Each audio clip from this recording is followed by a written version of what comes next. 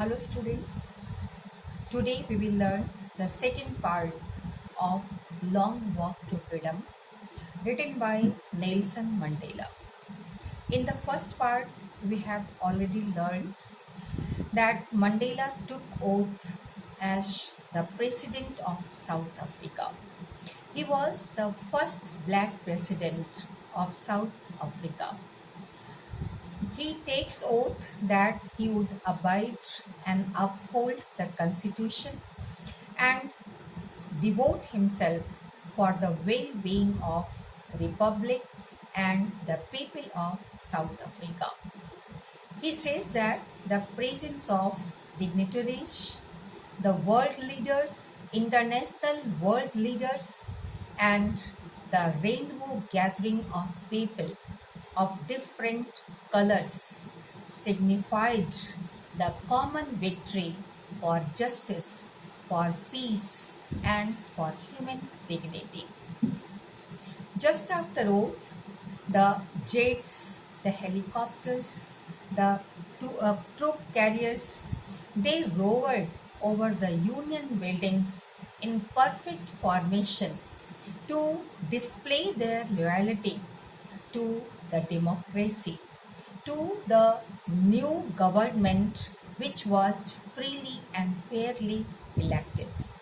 The highest generals of the military forces, the defense forces, and the police forces, they are chased, decorated with ribbon and medals.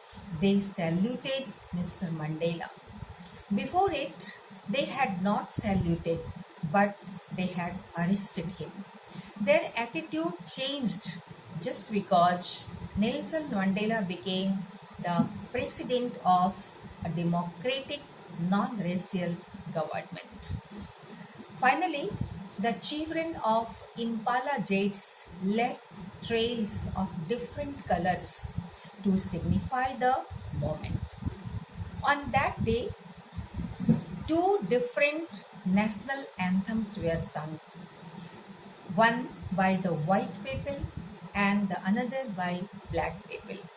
These two national anthems symbolized the significance of the people of two different colors, and they pay respect to one another.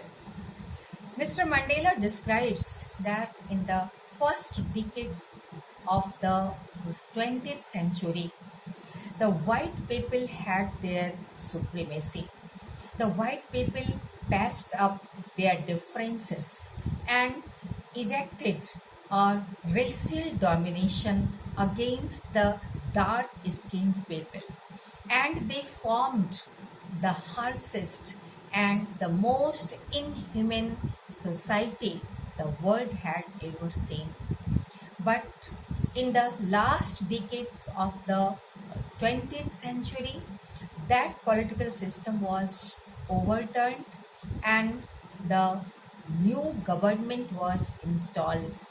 The government which recognized the rights and freedom of people regardless of their color of skin. Mr. Mandela says that he is simply the sum of all those African patriots who had left before him. He meant to say that he simply continued the movement for an idea, for the freedom which the African patriots had already begun. The victory which was achieved that day, that was the joint effort of all those African patriots who had left, and that they made a noble line, and that line ended with Nelson Mandela as they got freedom, and once again a new line began with Nelson Mandela, with the beginning of an era, with the installation of democratic non-racial government. Mr. Mandela feels pain that he could not pay thanks to all those African patriots for their sacrifices, and those people could not say what their sacrifices achieved.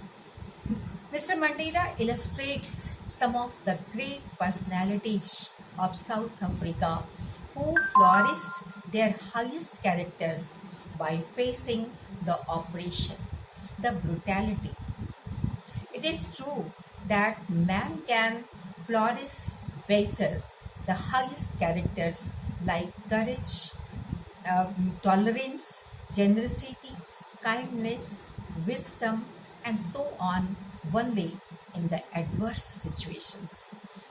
As we know that gold becomes purer, finer when it is put in fire.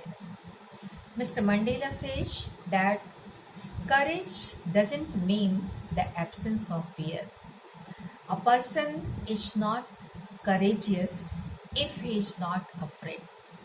Courage means the triumph over fear. A person who conquers over fear is called courageous. And he says that love comes naturally. It is hate which people learn how to do. People are made learn to hate other people.